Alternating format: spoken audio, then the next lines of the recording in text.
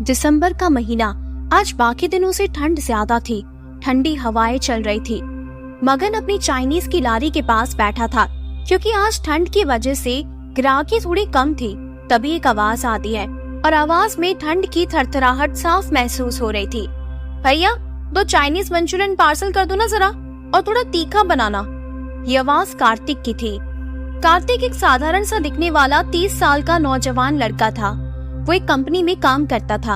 हाल ही में उसका ट्रांसफर जयपुर हुआ था। वो और उसकी वाइफ तानिया, जो पेशे से एक टीचर थी, आज ही अपना सारा सामान लेकर आज सुबह ही जयपुर पहुंचे थे। अपनी सारी सेविंग्स लगाकर और थोड़ी लोन लेकर वहाँ पर उन्होंने एक घर लिया था। कल सुबह ऑफिस में रिपोर्टिंग है, जल्दी उठ के निकलना पड़ेगा, वरना पहले ही दिन इम्प्रेशन खराब हो जाएगा। कार्तिक मन ही मन सोच रहा था और उसके फोन की घंटी बज जाती है। फोन तानिया का था। कहाँ हो, कितनी देर, बहुत भूख लग रही है। तानिया ने कहा, अरे आया बाबा, बस 2 मिनट, बन ही गया है मंचूरियन। ये बोलकर कार्तिक फोन कट कर देता है। हाँ भैया, कितना हुआ? 160 रुपए साहब। ठीक है, ये लो। और कार्तिक वहाँ से निकल पड़ता है। अपार्टमेंट के पास में ही लारी होने की वजह से वो पैदल ही आया था। थोड़ा सा चलते ही कार्तिक को पीछे से एक आवाज आई। मुड़कर देखा तो वहाँ पर एक बूढ़ा आदमी खड़ा था। सफेद लंबी बाल, सफेद लंबी दाढ़ी, धूल से सनी हुई चद्दर जिससे उसने अपने पूरे शरीर को ढका हुआ था। तुम वही हो ना जो अपार्टमेंट 345 में रहने आए हो? बूढ़े आदमी ने पूछा। हाँ, पर आपको कैसे पता? कार्तिक ने आश्चर्यचकित होते हुए पूछा। वहाँ तानिया घर के सामान को अपनी अपनी जगह पर रख रही थी। तभी उसे ऐसा लगा कि उसके पीछे कोई है। उसे लगा कि शायद कार्तिक होगा। आ गए तुम? कहाँ रह गए थे? भूख के मारे मेरी जान निकल रही है। सुबह से चिप्स के अलावा और कुछ नहीं खाया। लाओ, अभी मैं प्लेट्स में सर्व कर देती हूँ। ऐसा बोलकर तानिया जैसे ही पीछे मुड़ी तो वहाँ कोई भी नहीं था और दरवाजा वैसे ही बंद था। वो थोड़ा घबरा गई कि उसने अभी जो महसूस किया वो सच था या स्ट्रेस की वजह से उसे ऐसा महसूस हुआ। यहाँ कार्तिक के ऐसा सवाल करने पर वो बूढ़ा आदमी पलट कर जाने लगा और कुछ बड़बड़ाने लगा। गलत किया, नहीं आना चाहिए था तुम्हें यहाँ, गलत किया तुमने। कार्तिक कोई प्रत्युत्तर नहीं दे पाया और उसे जाते हुए देखता रहा। धीरे धीरे वो बूढ़ा आदमी कोहरे में समा गया। एक तेज गाड़ी के हॉर्न ने उसका ध्यान भंग किया और वो फिर से चलने लगा अपने घर की ओर। यहाँ तानिया ये तय नहीं कर पा रही थी कि उसने जो देखा वो भ्रम था या कुछ और। तानिया सोच ही रही थी कि तभी डोरबेल बजती है और वो चौंक जाती है। वो कार्तिक था। दोनों ये बात एक दूसरे को बताना चाहते थे, पर ना बताना ही उन्होंने बेहतर समझा। रात के 2 बज रहे थे। कार्तिक जो अब सो चुका था, लेकिन तानिया को नींद नहीं आ रही थी। वो बस करवटें बदल रही थी। तभी अचानक तानिया को ऐसा लगा जैसे कबर्ड के पास कोई है जो उसे घूरे जा रहा है। अंधेरा ज्यादा होने की वजह से उसे कुछ भी दिखाई नहीं दिया। उसने हिम्मत करके देखने की कोशिश की, पर वहाँ पर कोई भी नहीं था। वो डरी हुई थी। ये दूसरी बार था जब उसे ऐसा लग रहा था कि कोई उसे देख रहा है। वो घबरा कर कंबल पूरा सर पर ओढ़कर सो गई। थोड़ी देर सोई ही थी कि उसकी आंख फिर से खुल गई। उसे ऐसा लगा जैसे अजीब से मांस सड़ने की बदबू आ रही हो। उस बदबू से उसका सर फटने लगा था। उसने बाजू में देखा तो कार्तिक वहाँ पर नहीं था। वो घबरा गई। वो किचन में गई कि शायद कार्तिक पानी पीने के लिए उठा हो, पर वो वहाँ पर भी नहीं था। वो हॉल में आई, पर कार्तिक वहाँ भी नहीं था।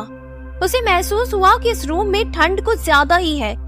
ठंड के मारे उसका पूरा बदन कांप रहा था। वो बेडरूम की ओर जा रही थी कि तभी वो बदबू फिर से आने लगी। उसे लगा कि जैसे उसके पीछे कोई है। वो जैसे ही पीछे मुड़ी तो उसके होश उड़ गए। दरवाजे के पास एक औरत खड़ी थी जो उसे ही घूर रही थी। धीरे धीरे वो तानिया के पास आने लगी। जैसे जैसे वो तानिया के पास आ रही थी, वैसे वैसे ठंड और बदबू बढ़ती जा रही थी। वो चीखना चाहती थी, तानिया वहाँ से भागना चाहती थी, पर जैसे किसी ने उसके शरीर को जकड़ लिया हो, वो ऐसा महसूस कर रही थी। वो औरत अब बिल्कुल तानिया के पास थी। तानिया अपनी आंखें बंद करना चाहती थी, पर वो कर नहीं पाई। उसने उस औरत की ओर देखा। काले लंबे बाल, पीली आंखें, आधा जला हुआ शरीर जिसमें से थोड़ा धुआं भी निकल रहा था। वो बदबू उसी औरत में से आ रही थी। वो पास आई और तानिया से कहने लगी, वो आएगा और तुम्हें भी जला देगा, सबको मार देगा। चले जाओ यहाँ से, अगर अपनी जान प्यारी है तो। तानिया की आंखें खुल गई। वो डरी हुई थी। उसकी नजर घड़ी पर गई। सुबह के 9 बजे हुए थे। दिसंबर की ठंड में भी उसका पूरा शरीर पसीने से भीगा हुआ था। उसका सिर अभी भी दर्द कर रहा था। उसने एक हाथ से अपने सिर को दबाते हुए सोचा कि सच में ये एक सपना था जो मैंने ये सब महसूस किया, पर ऐसा तो मेरे साथ पहले कभी भी नहीं हुआ। ऐसा सोचते सोचते उसे कार्तिक का ख्याल आया। उसने देखा कार्तिक वहां पर नहीं था। उसने पूरे घर में ढूंढा, उसे कार्तिक कहीं नहीं मिला। फिर उसकी नजर टेबल पर रखी एक चिट्ठी पर गई। तुम बहुत गहरी नींद में थी और कल से थकी हुई थी, इसलिए मैंने तुम्हें नहीं जगाया तानिया। मैं ऑफिस जा रहा हूँ। मैंने ब्रेकफास्ट कर लिया है और लंच में वही कर लूंगा।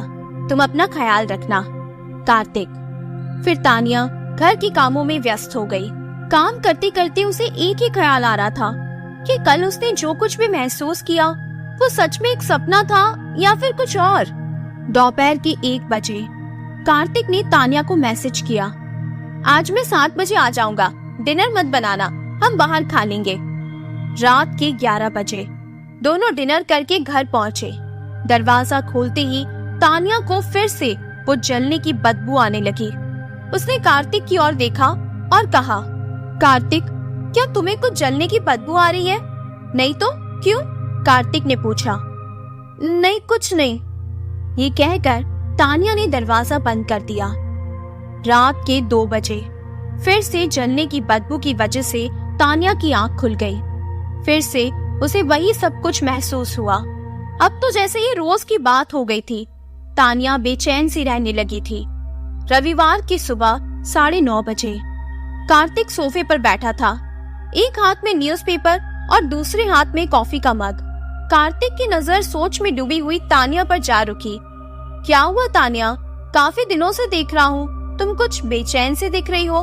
तबीयत तो ठीक है ना तुम्हारी? कार्तिक ने कॉफी का मग टेबल पर रखते हुए पूछा। कुछ ठीक नहीं है कार्तिक, जब से हम यहाँ आए हैं तब से रोज रात को मुझे डरावने सपने आते हैं। तानिया कुछ और बोले उससे पहले ही किचन में से कुछ गिरने की जोरदार आवाज आती है। दोनों भागकर किचन में पहुंचते हैं। यहाँ तो कुछ भी नहीं गिरा, तो ये आवाज कहाँ से आई? कार्तिक ने पीछे खड़ी तानिया से पूछा। लेकिन तानिया को मानो कार्तिक को देखकर सदमा सा लग गया। उसने कार्तिक के पीछे उसी आधी जली हुई औरत को फिर से देखा जो कार्तिक को घूरे जा रही थी। क्या हुआ तानिया, ऐसे क्यों देख रही हो? कार्तिक ने तानिया से पूछा।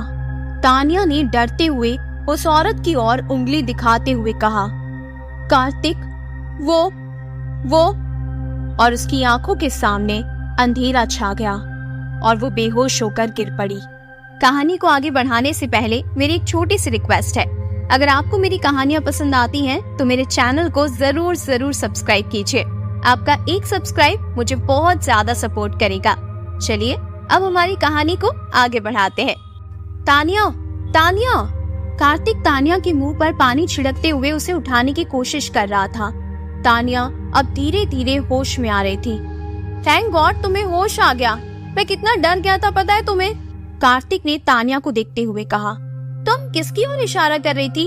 ऐसा क्या देखा तुमने? कार्तिक ने पानी का ग्लास तानिया को देते हुए पूछा। तानिया ने थोड़ा पानी पिया और फिर सब बता दिया कि पिछले 10 दिनों में उसके साथ क्या क्या हुआ। आज भी उसने उस औरत को देखा कार्तिक के पीछे, जिसे देखकर वो बेहोश हो गई। कार्तिक कुछ सोच में डूब गया। उसे उस बूढ़े आदमी की बात याद आने लगी, लेकिन उसने तानिया को कुछ भी नहीं बताया क्योंकि वो तानिया को और ज्यादा नहीं डराना चाहता था। देखो तानिया, तुम ज्यादा मत सोचो, थोड़ी देर आराम करो, सब ठीक हो जाएगा, कार्तिक ने खड़े होते हुए कहा। दूसरे दिन ऑफिस में कार्तिक कुछ सोच में डूबा हुआ था। तभी सिद्धार्थ की नजर उस पर पड़ती है। सिद्धार्थ कार्तिक का दोस्त था।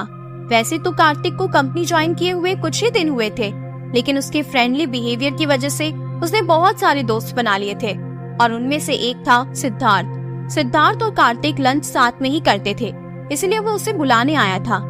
लंच करते करते भी उसका ध्यान तानिया की बातों पर ही था। क्या हुआ कार्तिक, कुछ परेशानी है क्या?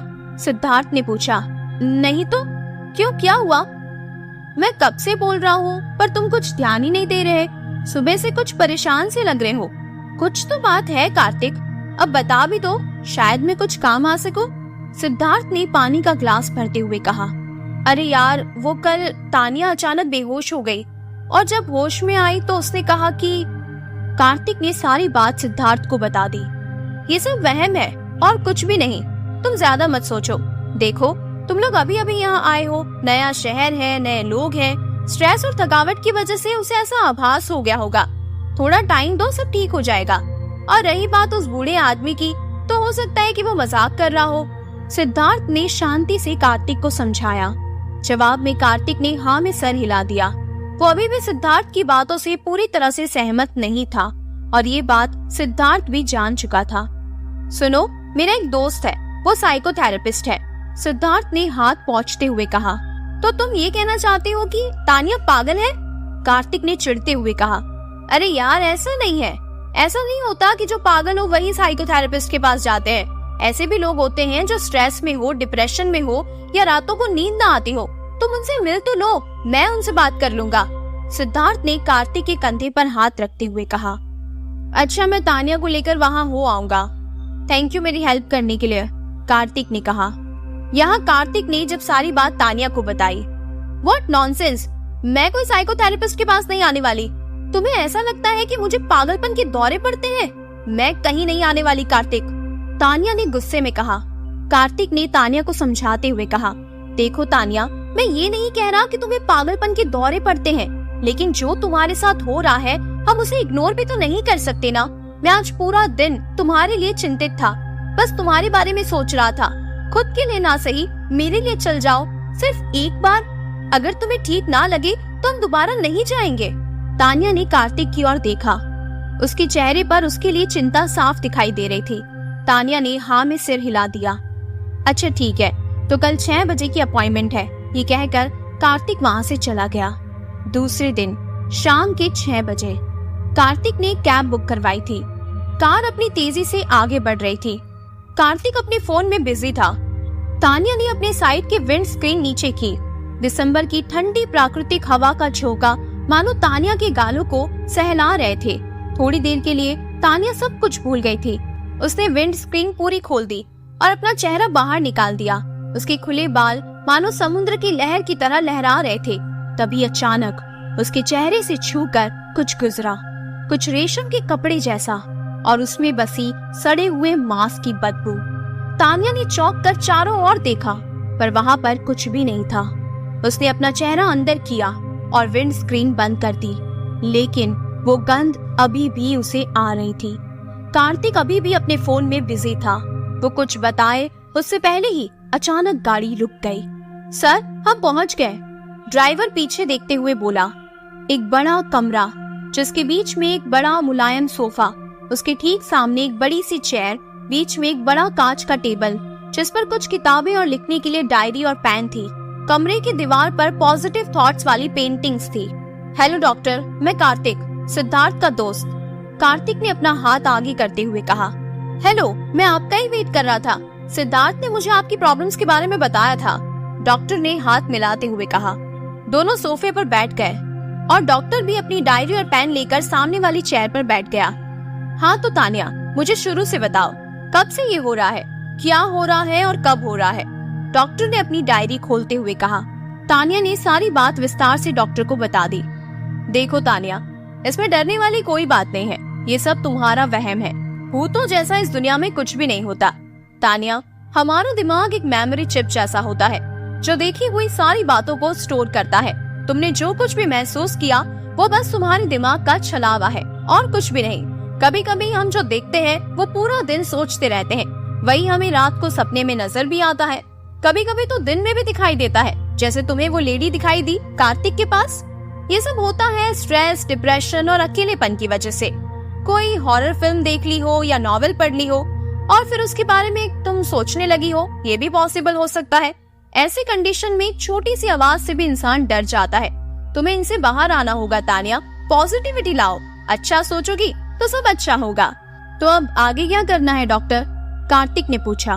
मैं मेडिसिन दे रहा हूँ, पर मेरा मानना है कि अगर ये बुरे विचार करना छोड़ दे तो मेडिसिन की भी कोई जरूरत नहीं है। फिर भी अगर मेडिसिन से भी कुछ फर्क ना पड़े तो हम थेरेपी स्टार्ट कर देंगे, डॉक्टर ने मेडिसिन देते हुए कहा। रात के 3 बजे जलने की गंध की वजह से तानिया की आंखें खुल गईं। अलमारी के पास 2 पीली आंखें जो उसी को घूरे जा रही थी। तानिया डर गई। उसने रजाई से खुद को पूरी तरह से ढक लिया। थोड़ी देर बाद जब उसने रजाई हटाई तो वो औरत बिल्कुल तानिया के सिर के पास बैठी थी और तानिया को ही घूरे जा रही थी। तानिया कुछ करती उससे पहले ही उस औरत ने तानिया का गला दबाना शुरू कर दिया। तानिया चीखना चाहती थी, कार्तिक को जगाना चाहती थी, पर उसका पूरा शरीर बुरी तरह से जकड़ा हुआ था। गंध की वजह से तानिया अपना होश खो रही थी। फिर वो औरत तानिया के कान के पास आकर फुसफुसाई, दुनिया का कोई डॉक्टर तुम्हें मुझसे नहीं बचा सकता। तानिया की आंखें धीरे धीरे बंद हो गई। सुबह 7 बजे अलार्म की वजह से तानिया की नींद टूटी। उसको रात को हुआ वो सब कुछ याद आया। वो कार्तिक को बताना चाहती थी, लेकिन वो जानती थी कि कार्तिक इसे दिमाग का वहम बताकर बात को टाल देगा। इसीलिए उसने कार्तिक को कुछ भी नहीं बताया। ऑफिस में कार्तिक तानिया के बारे में ही सोच रहा था। उसने तानिया को कॉल किया, लेकिन तानिया ने उसका फोन नहीं उठाया। 2 बार, 3 बार, 4 बार तानिया ने जब कॉल नहीं उठाया तो कार्तिक बहुत ज्यादा घबरा गया और वो तुरंत घर की ओर निकल पड़ा। उसने चाबी से घर खोला।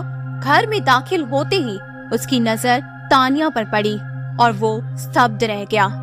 तानिया! वो जोर से चीखा और तानिया की तरफ दौड़ा। तानिया बाथरूम के पास बेहोश पड़ी थी। उसके सिर से खून भी निकल रहा था। कार्तिक की चीख सुनकर आस पड़ोस वाले लोग भी आ जाते हैं। तानिया को हॉस्पिटल ले जाया गया। क्या हुआ डॉक्टर, सब ठीक तो है ना? कार्तिक ने चिंतित होकर पूछा। हाँ, अभी तो सब ठीक है। कमजोरी या स्ट्रेस की वजह से चक्कर आ गए होंगे या सिर किसी भारी चीज से टकराया है, इसीलिए खून निकल रहा है, लेकिन अब सब ठीक है। उन्हें थोड़ी देर में होश आ जाएगा। पर एक बात समझ में नहीं आई। क्या डॉक्टर? कार्तिक ने तुरंत पूछा। तानिया के दोनों हाथों पर जलने के निशान थे, वो कहाँ से आए? कुछ हुआ था क्या? डॉक्टर ने आश्चर्यचकित होते हुए पूछा। नहीं तो डॉक्टर, आज सुबह तक तो सब कुछ ठीक था, कार्तिक ने बताया। ठीक है, मैं चलता हूँ। ऐसा बोलकर डॉक्टर रूम से बाहर चले गए। कार्तिक तानिया के पास बैठा था। उसने देखा तानिया के हाथ पर जलने के निशान थे, वो भी ऐसे वैसे नहीं, मानो किसी ने जलते हुए हाथ से उसका हाथ पकड़ा हो। कार्तिक बहुत ज्यादा घबरा जाता है। अब उसे तानिया की हर बात याद आने लगती है। जली हुई औरत का दिखना और वो गंध। ये कोई दिमाग का वहम नहीं हो सकता, जरूर कुछ गड़बड़ है। जब से हम इस घर में आए हैं तब से ये सब कुछ हो रहा है। कहीं सच में कोई भूत, प्रेत या आत्मा? जो भी हो, मैं इसका पता लगा कर रहूंगा। कार्तिक तानिया की तरफ देखते हुए सोच रहा था। तभी तानिया को होश आने लगता है। तानिया, कैसा लग रहा है अभी, और क्या हुआ था तुम्हें? कार्तिक ने तानिया से पूछा। तानिया रोने लगती है। वो औरत मार डालेगी मुझे, प्लीज मुझे बचा लो कार्तिक, तानिया ने रोते हुए कहा। डिटेल में बताओ तानिया, क्या हुआ था? कार्तिक ने पूछा। तानिया ने रात की सारी बातें बता दी। उसके बाद तानिया ने कहा, जब सुबह तुम ऑफिस के लिए निकले, मैं नहाने जा रही थी, तभी मुझे ऐसा लगा जैसे मेरे हाथों पर कुछ जल रहा है। मैंने देखा तो मेरे हाथों की चमड़ी में से धुआं निकल रहा था। मैं बहुत ज्यादा डर गई थी कार्तिक। जैसे ही मेरी नजर आईने पर पड़ी, मैंने खुद को पूरा जला हुआ पाया और अचानक पूरे घर में किसी औरत की जोर जोर से हंसने की आवाज से आने लगी, और वो आवाज इतनी ज्यादा जोर से और इतनी डरावनी थी कि मैं बेहोश हो गई।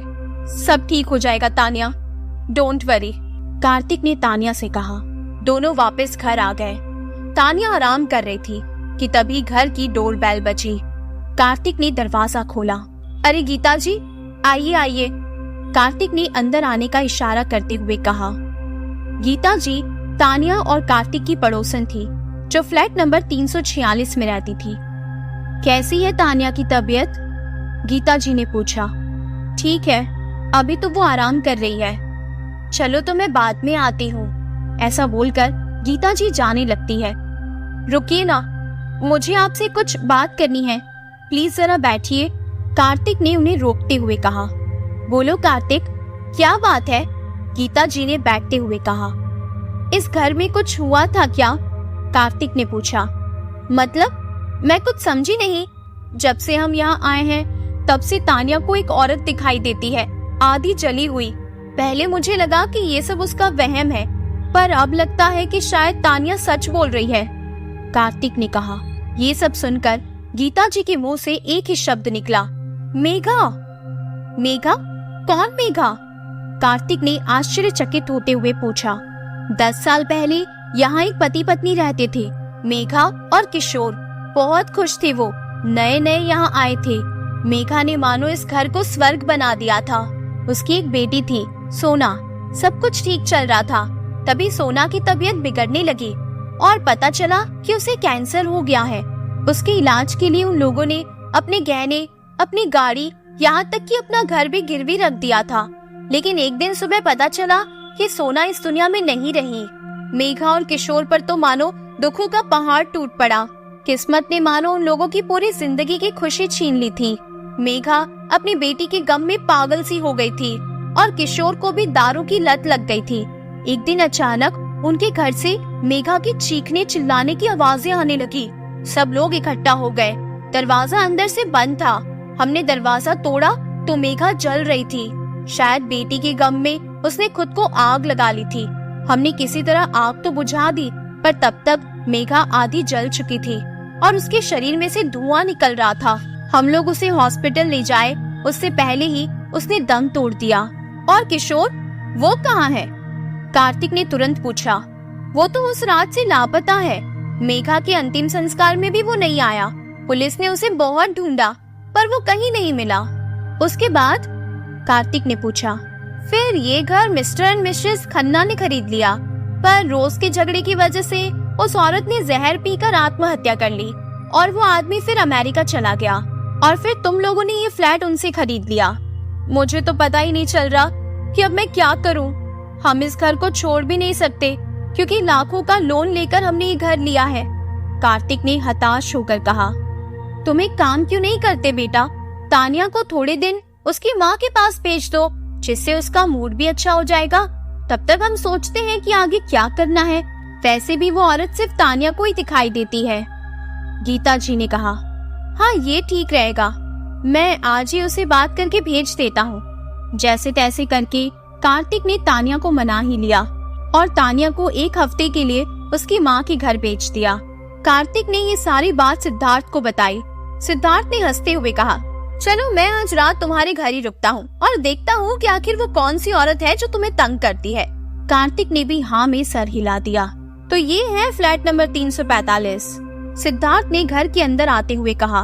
दोनों इधर उधर की बातें कर रहे थे, तभी किचन से कुछ आवाज आई। दोनों ने एक दूसरे को देखा, फिर दोनों किचन में गए।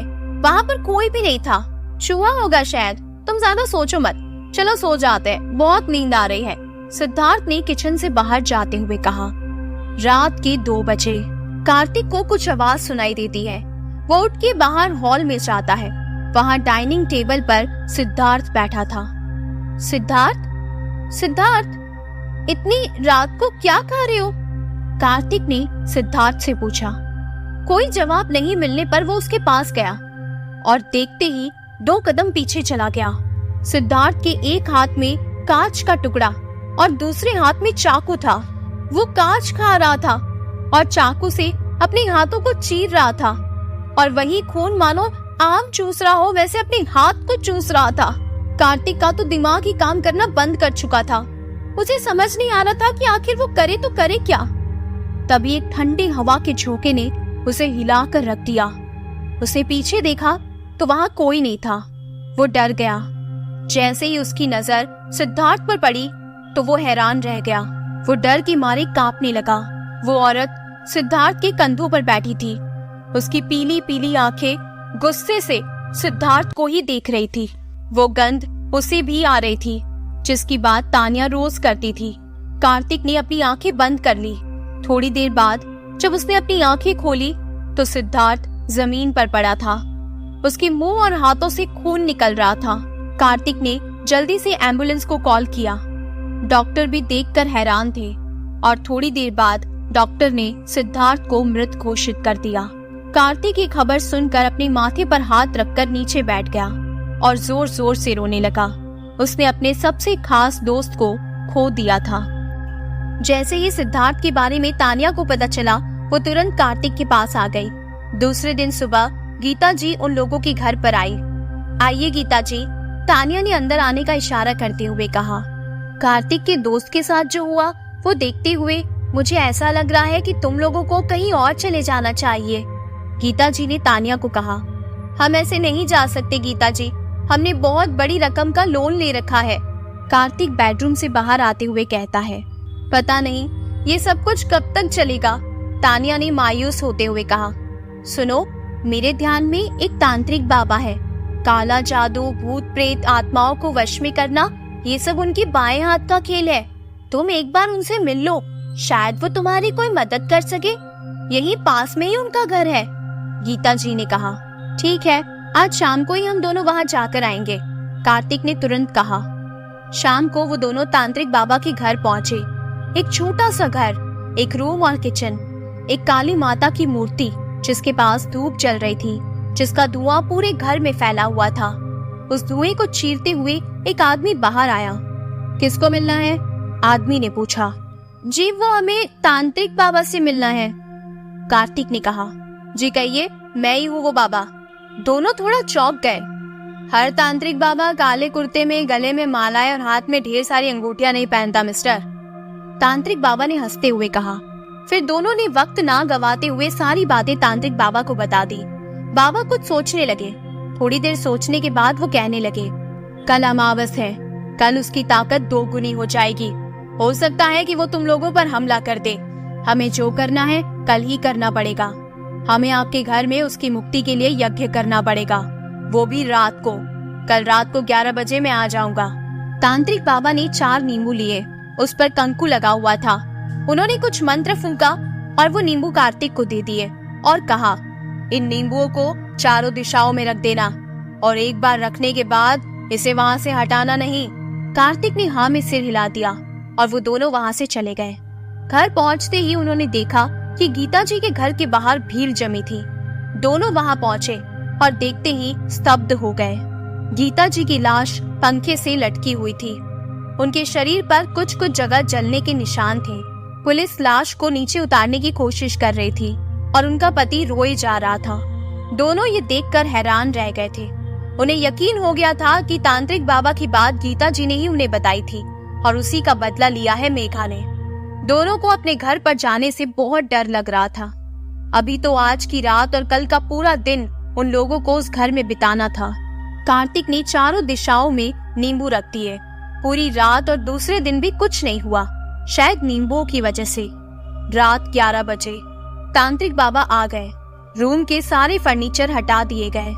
तांत्रिक बाबा ने अपने माथे पर भभूति लगा रखी थी, हाथ में 2 बड़ी अंगूठियां और गले में काली माँ का लॉकेट। तांत्रिक बाबा ने लाल कंकु से एक बड़ी गोल आकृति बनाई जिसके बीचों बीच गेहूं का ढेर किया। फिर चावल और वैसे ही सारी सामग्री रख दी और यज्ञ कुंड रख दिया। तांत्रिक बाबा ने उन दोनों को उस सर्कल में आने के लिए कहा। कुछ भी हो जाए, इस सर्कल के बाहर मत निकलना, वरना मौत का तांडव होगा और वो किसी को नहीं छोड़ेगी। वो इस सर्कल में नहीं आ पाएगी, तांत्रिक बाबा ने उन दोनों से कहा। यज्ञ शुरू हुआ। तांत्रिक बाबा ने मंत्र बोलना शुरू कर दिया। वो बार बार मेघा का नाम ले रहे थे पर कुछ हलचल नहीं हुई। जैसे ही तांत्रिक बाबा ने आहुति देना शुरू किया तो गंध आनी शुरू हो गई और हवा तेज होने लगी। दोनों डर गए। दोनों ने एक दूसरे का हाथ पकड़ लिया। तांत्रिक बाबा मेघा के नाम की आहुति दिए जा रहा था। तभी अचानक एक हवा का झोंका आया और तानिया को सर्कल के बाहर फेंक दिया। तांत्रिक बाबा खड़े हो गए। ये कैसे संभव है? तुमने नींबू हटाया था? तांत्रिक बाबा ने कार्तिक पर गुस्सा करते हुए पूछा। थोड़ा सोचने के बाद कार्तिक ने कहा, हाँ शायद सोफा खिसकाते वक्त। कार्तिक इतना ही बोल पाया कि तभी तानिया की चीख सुनाई दी। दोनों ने देखा मेघा ने तानिया का हाथ पकड़ा हुआ था और दोनों हवा में तैर रहे थे। तानिया के शरीर पर धीरे धीरे जलने के निशान बन रहे थे। तभी तांत्रिक बाबा ने एक प्याले में से गंगा जल लिया जिस पर कंकु मिला हुआ था, कुछ मंत्र फूका और मेघा पर डाल दिया, जिससे मेघा कमजोर पड़ गई और तानिया का हाथ छूट गया। जैसे ही कार्तिक तानिया को लेने आगे बढ़ा, मेघा ने कार्तिक की ओर अपना हाथ किया और कार्तिक उछलकर दीवार से जा टकराया। तांत्रिक बाबा फिर से गंगा जल लेने ही वाले थे कि अचानक मेघा ने उन्हें भी उछालकर जमीन पर पटक दिया और वो वहीं बेहोश हो गए। अब फिर से मेघा और तानिया हवा में तैर रहे थे। तानिया अब बेहोश हो चुकी थी। तानिया के शरीर में से धुआं निकलने लगा था। कार्तिक को कुछ भी समझ नहीं आ रहा था कि अब वो तानिया को कैसे बचाए। तभी एक आवाज आई, रुक जाओ मेघा, छोड़ दो उसे, तुम्हारा गुनहगार मैं हूँ। कार्तिक आवाज की दिशा में मुड़ा और वो उसे देखता ही रह गया। वो वही बूढ़ा आदमी था जो उस दिन कार्तिक को रास्ते में मिला था। आप तो कार्तिक कुछ आगे बोल पाता, तभी मेघा ने कहा, तो तुम आ ही गए किशोर। और मेघा जोर जोर से हंसने लगी। कार्तिक भी आश्चर्यचकित होकर किशोर को देख रहा था। तो आप इनके पति हो जो इनकी मौत के बाद से गायब थे? कार्तिक ने कहा, गायब नहीं, भाग गया था मुझे जिंदा जलाकर। मेघा ने चीखते हुए कहा। क्या? कार्तिक ने चौंकते हुए पूछा। मेघा ने तानिया का हाथ छोड़ दिया। अब तानिया नीचे जमीन पर बेहोश पड़ी थी। उस दिन वो काफी शराब पीकर घर आया था। बेटी को तो मैं पहले से ही खो चुकी थी। इतना कर्ज बढ़ गया था कि लोग रोज हमसे पैसे मांगने के लिए आते थे और ये बचे हुए पैसों से शराब पीता था। बात तब बढ़ गई जब शराब के नशे में ये मुझे मारने भी लगा और एक दिन तो इसने शराब के नशे में मुझ पर शराब छिड़क कर मुझे जिंदा जला दिया और वहाँ से भाग गया। लोगों को ऐसा लगा कि मैंने अपनी बेटी के गम में आत्महत्या कर ली। इसके बाद जो भी यहाँ रहने आया मैंने सबको मार दिया। ये घर मेरा है, मैं सबको मार दूंगी, वैसे ही जैसे मैंने गीता को मारा, जिसने मुझे मारने के लिए तुम लोगों को इस तांत्रिक बाबा के पास भेजा। बहुत अच्छी दोस्त थी वो मेरी। और फिर मेघा गुस्से से किशोर की ओर देखने लगी। उसके गुस्से की वजह से उसके शरीर में से धुआं निकलने लगा, जिसकी गर्माहट कार्तिक साफ महसूस कर पा रहा था। किशोर कुछ बोले उससे पहले ही मेघा बड़ी तेजी से उसकी ओर लपकी और एक ही झटके से किशोर के आर पार चली गई। बहुत सारी हड्डियां एक साथ टूटने की आवाज आई और किशोर वहीं धराशायी हो गया। उसके शरीर में से धुआं निकलने लगा। धीरे धीरे वो हवा में ओझल हो गया और किशोर की मौत हो गई। फिर मेघा गुस्से में तानिया की ओर बढ़ी। प्लीज छोड़ दो हमें, अब तो तुम्हारा बदला भी पूरा हो गया, चली जाओ यहाँ से। कार्तिक ने हाथ जोड़ते हुए कहा, नहीं, ये घर मेरा है, जो भी यहाँ आएगा मैं उसे मार दूंगी, कोई भी नहीं बचेगा। और मेघा जोर जोर से हंसने लगी। तभी तांत्रिक बाबा की आंखें खुली। उसने गंगा जल वाला प्याला लिया, उसमें कुछ मंत्र फूके और पूरे का पूरा प्याला मेघा पर डाल दिया। अब हंसने की गूंज चीख में बदल गई थी। एक तेज प्रकाश निकला, इतना तेज कि दोनों की आंखें बंद हो गई। थोड़ी देर बाद सब शांत हो गया। दोनों ने अपनी आंखें खोली तो मेघा चली गई थी। उसे मुक्ति मिल चुकी है, तांत्रिक बाबा ने कहा। तानिया को भी होश आ गया। उसके शरीर पे जो जलने के निशान थे वो भी धीरे धीरे गायब हो गए। सब ठीक हो गया तानिया, अब ये घर सिर्फ हमारा है, कार्तिक ने तानिया से कहा। गीता जी, सिद्धार्थ और जितने भी लोगों को मेघा ने मारा था, उन सभी की आत्मा की शांति के लिए कार्तिक और तानिया ने बड़ा यज्ञ करवाया और उसके बाद सब नॉर्मल हो गया। तो कैसी लगी आपको ये कहानी, मुझे कमेंट करके जरूर बताइएगा। अगर आपको मेरी कहानियाँ पसंद आती हैं तो मेरे चैनल को जरूर सब्सक्राइब कीजिए। आपका एक सब्सक्राइब मुझे बहुत ज्यादा सपोर्ट करेगा। चलिए ऐसे ही और भी भूतिया, रहस्यमयी और डरावनी कहानियों को सुनने के लिए मेरे चैनल से जुड़े रहिएगा।